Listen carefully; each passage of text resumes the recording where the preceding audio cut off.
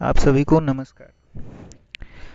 मैं राजेश कुमार और आज पाउलो फ्रेरे से संबंधित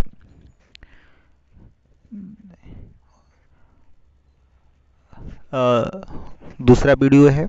और इस वीडियो में हम, जैसा कि हम पहले बता चुके हैं, कि ये बीएड, एमएड, इंटीग्रेटेड या डीएलएड जो छात्र शिक्षक बनना चाहते हैं उनके लिए बहुत ज़रूरी है। इसमें इन्होंने जो ही सिद्धांत दिया बहुत ज़रूरी है।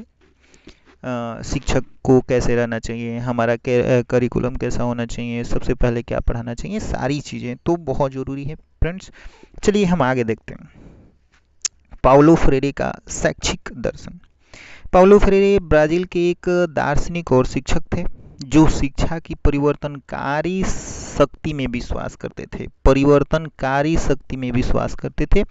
शिक्षा की परिवर्तनकारी शक्ति में विश्वास करते थे। उन्होंने शिक्षा के पारंपरिक मॉडल को खारिज कर दिया। कहा कि ऐसे ऐसी शिक्षा बोझ होती है जो परंपरा ढंग से दी जाती है, न तो उसका कोई औचित्य होता है, न कोई मतलब होता है, न जीवन में कभी काम आने वाला है। तो ऐसी शिक्षा को वो खारिज कर दिए और बेकार की शिक्षा माने कि पारंपरिक शिक्षा नहीं देनी चाहिए। और एक अधिक लोकतांत्रिक, लोकतांत्रिक का मतलब कि सभी को समान हक देने वाली शिक्षा, सभी को असमानताओं को दूर करने वाली शिक्षा, ऐसी शिक्षा देनी चाहिए। सहभागी दृष्टिकोण को बढ़ावा दिया जो शिक्षार्थियों को उनके आसपास की दुनिया के साथ गंभीर रूप से जुड़ने के लिए सशक्त करेगा। परिवर्तन के रूप में शिक्षा देखेंगे। फ्रेरे का मानना था कि शिक्षा केवल एक व्यक्ति से दूसरे व्यक्ति तक ज्ञान पहुंचाने का माध्यम नहीं है, बल्कि व्यक्तिगत और सामाजिक परिवर्तन की एक प्रक्रिया है। एक व्यक्ति से दूसरे व्यक्ति तक परिवर्तनकारी माने क्या? भाई साहब, ये व्यक्तिगत भी परिवर्तन करे और सामाजिक भी परिवर्तन करे, ये ऐसी एक प्रक्रिया है। और ये नहीं है कि एक व्यक्ति से दूसरे व्यक्ति तक दे दिए हो गई शिक्षा। नहीं, उस व्यक्ति में परिवर्तन नहीं हो रहा है, उस व्यक्ति में उस वो व्यक्ति समाज में कुछ परिवर्तन नहीं कर पा रहा है, समाज के लिए कुछ नहीं कर पा रहा है, तो ये शिक्षा नहीं कहलाएगी। तो ठीक है, आगे बढ़ते हैं। तो क्या होना चाहिए? शिक्षा एक व्यक्ति से दूसरे व्यक्ति तक पहुंचने का माध्यम नहीं है, पहुंचाने का माध्यम नहीं है, बल्कि व्यक्तिगत और सामाजिक परिवर्तन की एक प्रक्रिया है।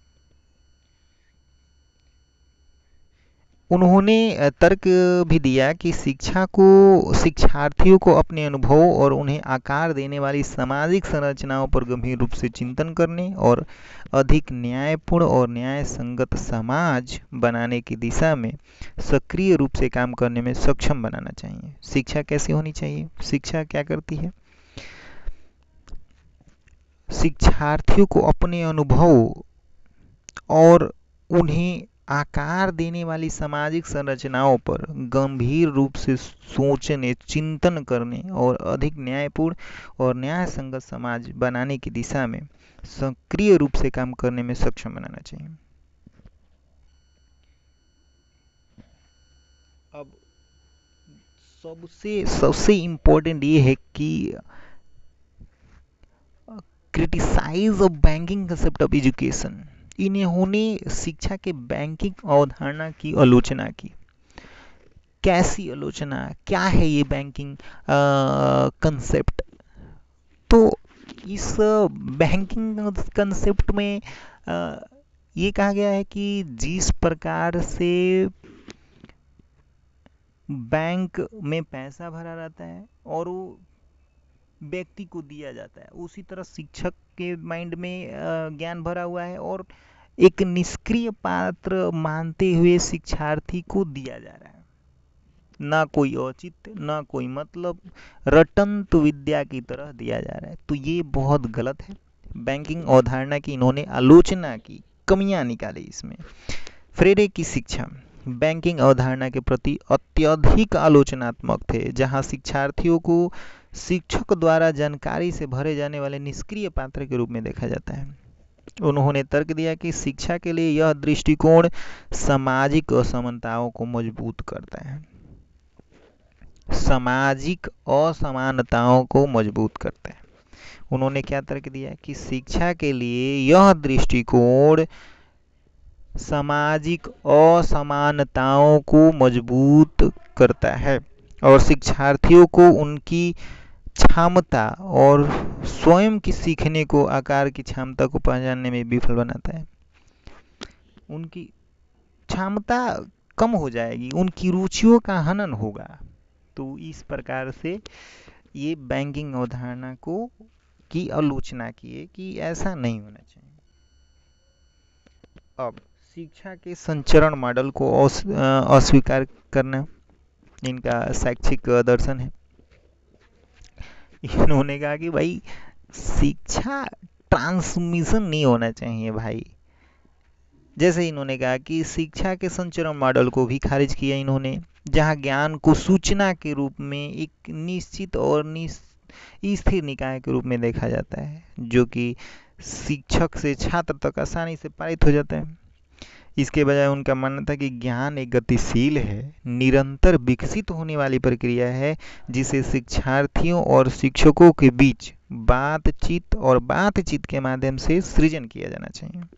देखिए, संचरण के माध्यम से वही है कि एक सूचना के रूप में शिक्षक छात्र को दे रहे हैं, तो ऐसा नहीं होना चाहिए। एक बातचीत के माध्यम से सृजन करना चाहिए शिक्षा का, और उसी बातचीत में ऐसा होना चाहिए कि बच्चा को बोरिंग फील ना हो। बातचीत के माध्यम से ही उसको किसी क्वेश्चन में फंसाया जाए और उसके बाद उसका उत्तर उसी से पूछा जाए, और उसको इन्होंने बहुत अच्छी आगे दिया है। हाँ देखिए, अगला ही टॉपिक है समस्या प्रस्तुत करने वाली शिक्षा को बढ़ावा दिए हैं।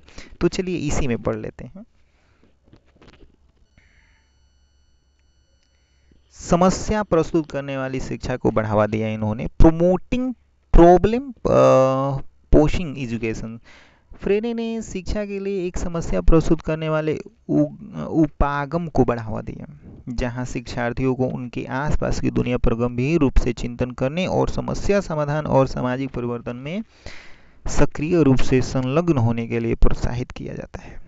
उन्होंने तर्क दिया कि शिक्षा के इस दृष्टिकोण ने शिक्षार्थियों को ज्ञान के निष्क्रिय प्राप्तकर्ता के बजाय परिवर्तन के सक्रिय अभिकर्ता बनाने के लिए सशक्त बनाया। इन्होंने क्या किया कि समस्या प्रस्तुत करने वाले उपागम को बढ़ाया, कि शिक्षार्थियों के सामने आप समस्या प्रस्तुत कीजिए किसी भी प्रकार के, ताकि वो अपनी दुनिया के अपने आसपास की दुनिया के बारे में गंभीर रूप से चिंतन करे और उस समस्या का समाधान स्वयं करे। उनकी चिंतन शक्ति बढ़ेगी, सामाजिक परिवर्तन में सक्रिय रूप से संलग्न होने के लिए प्रोत्साहित करेगी। तब जब इस तरह से समस्या प्रस्तुत किया जाएगा और चिंतन शक्ति उसकी बढ़ेगी, तो निष्क्रिय पात्र के रूप में शिक्षार्थी को नहीं देखा जाएगा, एक सक्रिय अभिकर्ता के रूप में देखा जाएगा। तो ये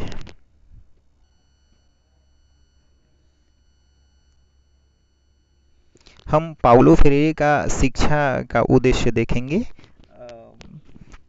अगले वीडियो में हम देखेंगे पाउलो फ्रेरे का शिक्षा का उद्देश्य।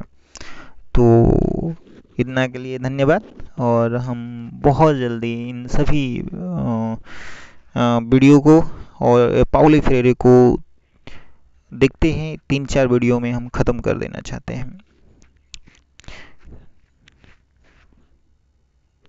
बहुत बहुत धन्यवाद आप सभी का।